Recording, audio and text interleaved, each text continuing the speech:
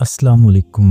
अरबों की कदीम रवायत है, मर्द अपनी गैरत की वजह से कभी भी उस घोड़े को फरोख्त नहीं करता जिस पर उसकी बीवी सवारी करती थी, बल्कि वो उसे ज़िबा कर देता था ताकि कोई दूसरा मर्द उस पर सवार न हो सके।